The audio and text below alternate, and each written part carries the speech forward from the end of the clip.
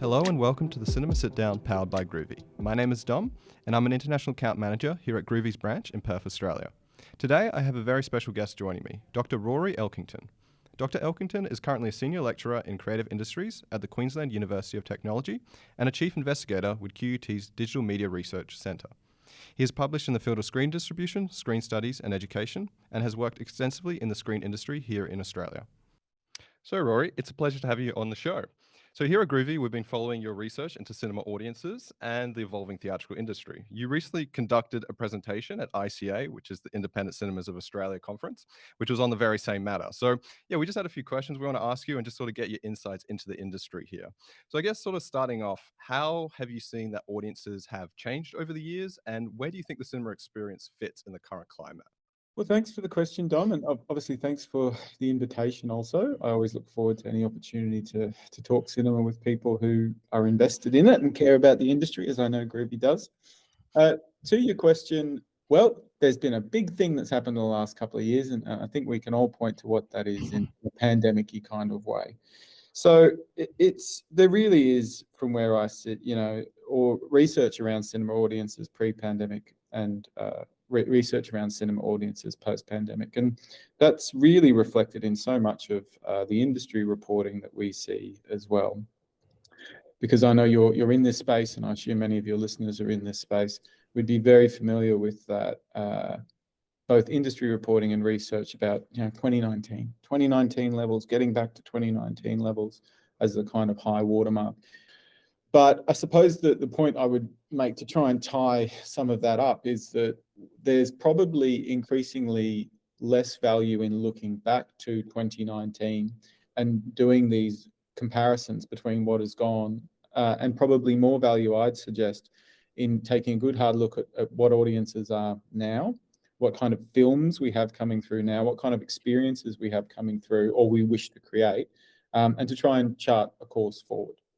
So I guess on the back of that, do you reckon cinemas also have to sort of look introspectively into what they're offering as well, like in terms of like what they can offer audiences and the experience they're providing to audiences? Like especially now, like you said, if you do look back a little bit, just for this instance, it's easier than ever to access films at home, and it's cheaper, it's more accessible. You can bring as many people as you want around to watch a film. So do you think the burden sort of lies on the cinemas as well to offer an experience that makes people want to get out of the house to watch a film? Yeah, look, I mean, a burden, the responsibility absolutely is with cinemas, right? This is the game that they're in, Dom, getting people into their hard clothes, getting people off the couch, getting people to schedule their lives and arrange their lives in such a way that they can actually go to the cinema, which is kind of a miraculous thing in itself. Cinema going requires people to go to a cinema. Seems obvious, but it's actually an incredibly complicated task for so many people.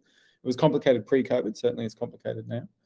And look, it was a double whammy, of course, right, during the pandemic. And what I mean by that is it wasn't just a case of cinemas being closed and audiences staying at home, but as we all know, we also witnessed this unprecedented expansion of streaming offerings, some of which is serialized content that cinemas haven't done. So I'm talking about TV, but of course also feature films, right? So that does set up this idea in the minds of some audiences, but certainly in the headlines of media, right? Because we've seen so much reporting about streaming killing cinema or streaming negatively impacting cinema. Because there is a shared piece of content there, right? So the feature film can be watched at home, but it can also be watched in the cinema. But there's a big difference, a fundamental difference about the experience of watching that piece of content. So to your question, I think that making people quite deliberately feel special and privileged and excited about going to the cinema is one of the best ways to encourage that kind of repeat frequency and attendance of cinema going. I guess taking a step back, I'm curious, obviously a lot of these techniques are quite helpful when the people are already sort of interested in going to the cinema, have gone to the cinema. But how do you think cinemas can attract people who maybe haven't even expressed that interest yet? Like, is digital marketing, I guess, the important factor here? Look, I mean, we've got to remember that the movies are pretty, in some ways, they're super easy goods to work with, right? I mean, it's a bit like if you've ever asked someone, have you listened to any good music lately? And they say, I don't really like music. Like, you don't really hear that. And it's similar to the movies. Like if you ask someone if they've seen a good film recently, you very rarely hear someone say, I don't really like films, okay? So we're kind of working off this basis that people like movies and they like going to the movies if they've had the opportunity to do so. So right off the bat, we're coming off a pretty good base in terms of engaging a consumer and engaging a kind of customer. So that's kind of the base point that I make. I mean, further to that around the marketing piece, yeah, it's crucial. It's crucial because it's something that, I mean, especially there's a beautiful kind of test case right now, or a case study in terms of the Barbie and the Oppenheimer marketing, right? I mean, the degree to which Barbie is being promoted through activations and through a range of ways in which it can lodge in the minds of consumers is huge. Now, that is a big film with an enormous marketing and P&A budget, okay? But are there cues from the lead time and the attention in which that film has been positioned, as well as how it's cleverly kind of, bouncing off counter-programming like Oppenheimer? Are there kind of cues from that can be taken into the marketing of any film? And I'd suggest there is. Part of it is around budgeting and resourcing. Part of it is around timelines and lead time. And part of it is also about the positioning of the film, right? Because marketing is, of course, positioning things when people haven't seen it. We don't know what it is, right? And how do we find out what it is and get a sense of it? Well, that's what the marketing does. It tells us. And of course, in the case of Barbie, they have got this, incredible moment right now where it's like literally gasoline is being poured on this marketing fire, where the marketing of Barbie and its kind of relationship with Oppenheimer has become this news item in itself, which of course is only further underscoring the marketing for Barbie. It's just incredible to watch that occurring. And don't forget, it could happen about anything, right? And it usually does. I mean, it's this sort of level of attention around the marketing of a cultural good is usually for like games. We saw it with Taylor Swift, big chats around that. It could be for, a huge theatre production, but it's not. It's about cinema, right? So we're actually having this big cultural conversation and this big kind of cultural moment around the marketing of a feature film. So that's super, super exciting. But to your point, to bring this back to your question, I do think that it's absolutely crucial that marketing piece is considered, because it really is consistently the way in which all of us make sense of what a film is and whether it's going to relate to what we want to engage with.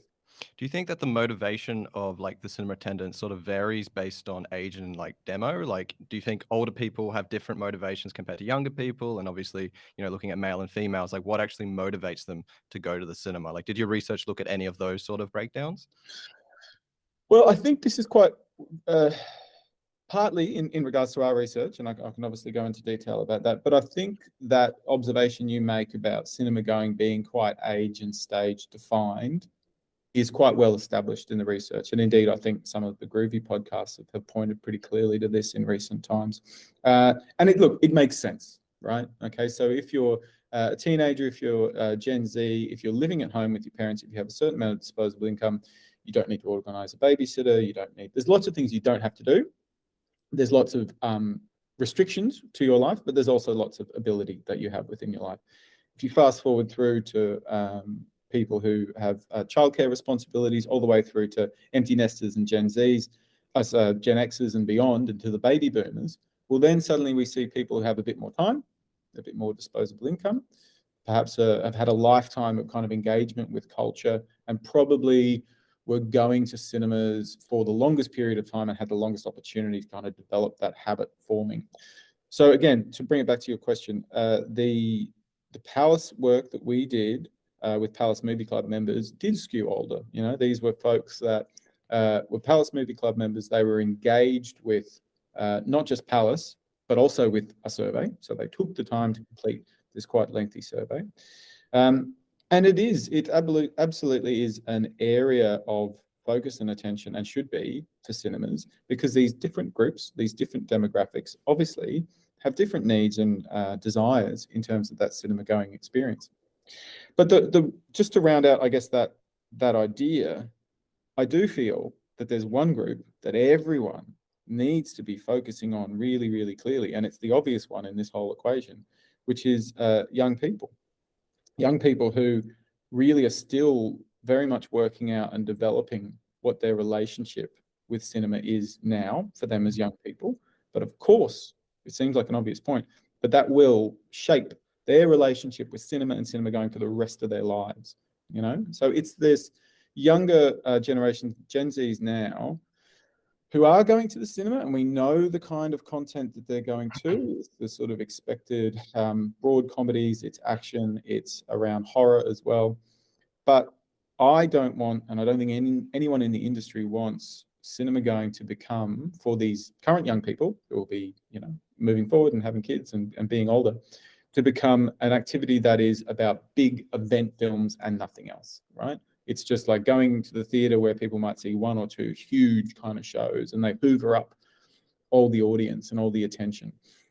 I think unless there's a deliberate, concerted effort to reach out and connect a range of different kinds of content and films for young people, the risk is that those young people do just become associating cinema with these huge, big tentpole films. And I think that would be a real loss to what is current, but also future cinema-going audience. We really need to think long and hard about young people and how their relationship with cinema is being shaped. Do you think your research would have varied had you had conducted it at like a bigger cinema? Like, you know, obviously here we've got our event cinemas and Hoyt cinemas, which probably attract more varied audiences compared to obviously your independent, which obviously your studies had been conducted at Palace Cinemas, which is sort of like, I guess, a mid-tier independent cinema. Like they're quite prominent in Australia, but they probably, like you said, skew a little bit older in terms of the audience. Yeah. Do you think your research would have found different results had you sort of conducted the studies at one of the megaplexes? Well, the audience for Palace Cinemas is actually very broad. The audience that responded to our survey was not as broad. Okay, so it's an important point to make. I mean, when you look at the kind of metro audiences for Palace, I mean, it's diverse and it's broad. So they are catering to a pretty good cross section. But the reason that the independents kind of came into the frame for our research is that to cast the mind back to COVID, when cinemas shut down, we saw, my research partner, Dr. Tess Van Hemert, and myself, saw a lot of communication, a lot of kind of think pieces, a lot of social media mentions, a lot of newsletters that were emerging from all cinemas that was doing something pretty interesting and unique. And I say unique because prior to COVID, you could go to a cinema on Christmas Day. You know, cinemas don't close. You know, and for them to be suddenly placed in a shutdown, where when you cast your mind back, no one really knew, right? There was so much uncertainty at that time. No one really knew when cinemas were going to reopen. And as we know, they reopened in Australia in a very patchy way when you think of the shutdowns in Victoria. So all that uncertainty prompted in the minds of cinemas some really kind of reflective and interesting accounts of, well, this is why cinema matters, right? We're going to be back.